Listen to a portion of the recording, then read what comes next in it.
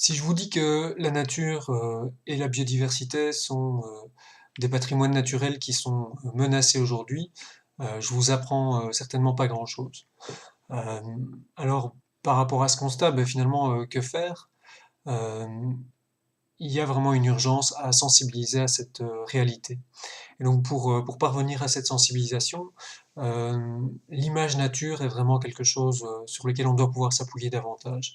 Parce que les espèces sauvages, les habitats naturels, les fleurs, les papillons, les oiseaux, euh, toutes ces espèces finalement ont un capital esthétique et de sympathie auprès du grand public. Et donc on doit vraiment pouvoir montrer tout cela pour faire prendre conscience aux gens qu'on ne peut pas laisser disparaître ces espèces sans réagir. Et donc pour moi, bah, diffuser de l'image nature, c'est vraiment une manière de créer autant de rappels quant à l'urgence de cette action.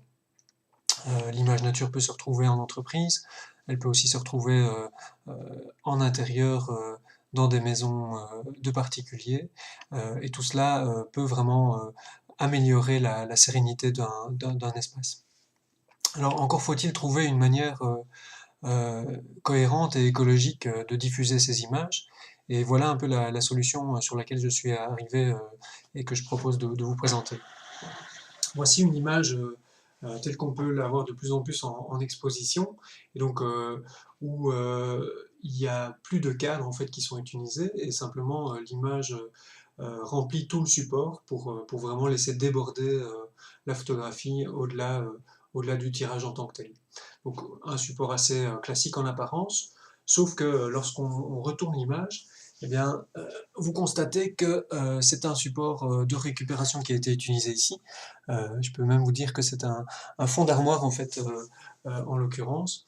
Donc voilà, on n'a pas utilisé de nouveaux matériaux pour réaliser ce tirage.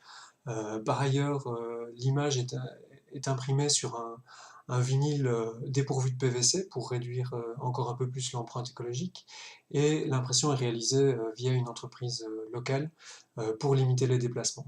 Donc voilà ici une image qui à la fois sensibilise à la biodiversité et qui est écologique de par sa conception.